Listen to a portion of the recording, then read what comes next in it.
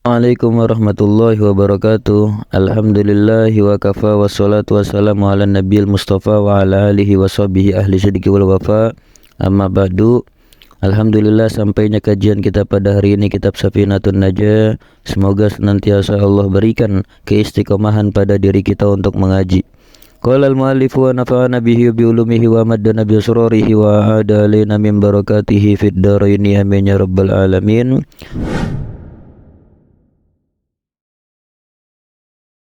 Faslun, sampainya kita kajian hari ini membahas tentang bab istinja.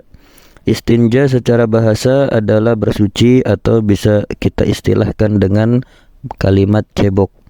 Nah, ini penting bagi kita mengenai pembahasan cebok. Ini sangat penting karena di dalam hadis itu Nabi Muhammad dulu pernah berjalan di pelosok kota Madinah dan melewati suatu makam.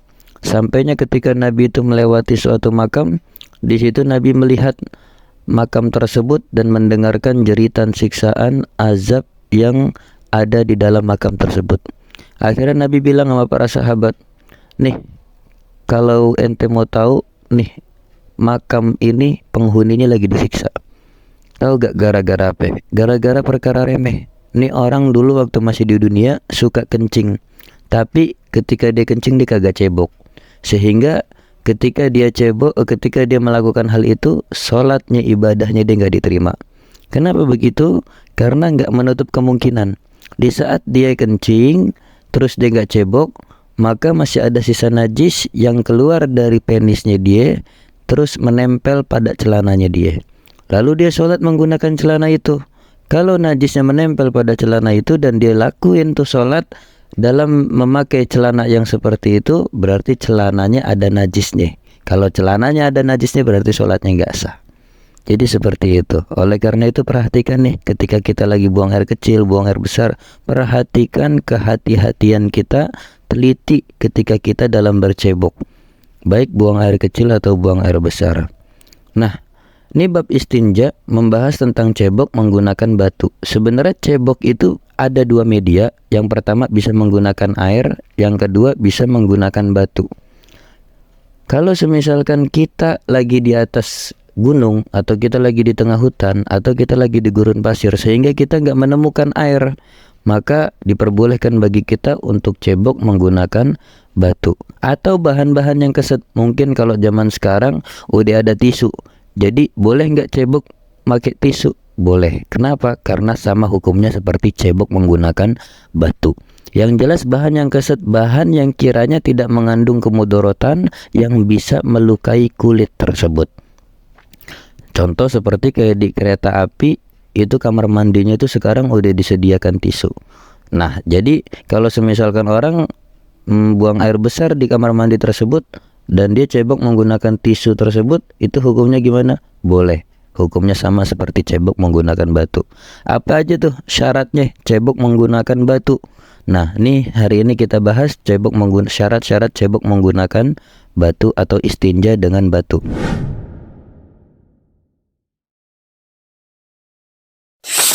Faslun syurutu ijza'il hajari samaniyatun. Adapun syarat-syarat kebolehan cebok menggunakan batu itu ada 8.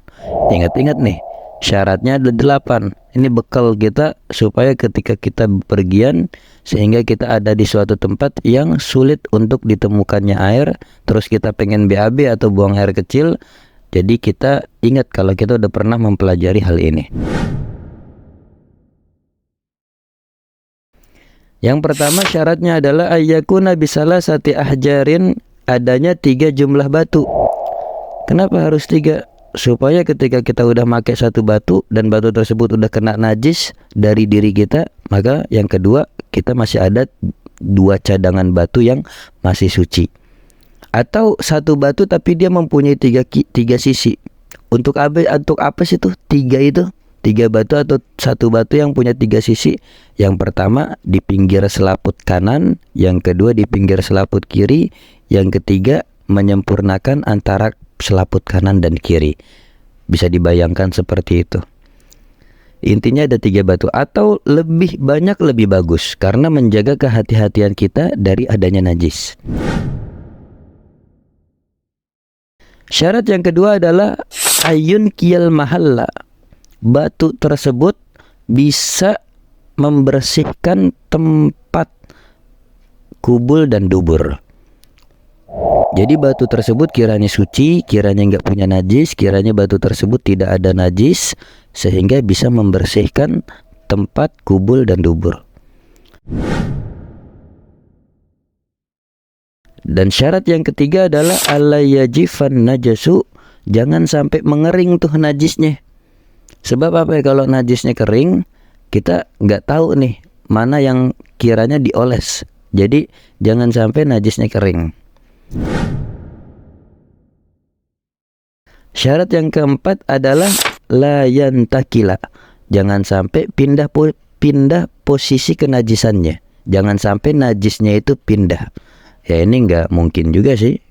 Kalau semisalkan, ya mungkin juga bagi orang-orang yang error kali ya, najisnya pindah. Jadi semisalkan dia kencingnya ambak-ambakan atau dia BAB terus tembeleknya ambiar. Nah seperti itu. Intinya jangan sampai najisnya pindah dari posisi tempat keluarnya dia. Dan syarat yang kelima adalah wala yatra'a alaihi akhar, jangan sampai terkena najis yang lain. Jangan sampai ketika kita kencing terus penis kita terkena najis yang lain, entah dari air kencing yang lain atau dari jamban sehingga nyiprat pada penis kita. Jangan sampai terkena najis yang lain selain daripada najis yang kita keluarkan. Syarat yang keenam adalah wala yujawiza safhatahu wa hasyafatahu, jangan sampai melampaui atau melewati lubang pantatnya atau lubang penisnya. Nah, kiranya seperti itu, jangan sampai melewati.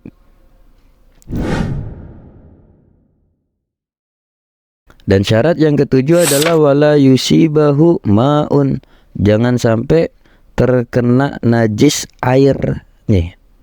Mananya apa? Misalkan kita berak atau kencing di jamban terus ada air dan air tersebut nyiprat sehingga terkena penis kita atau lubang pantat kita seperti itu.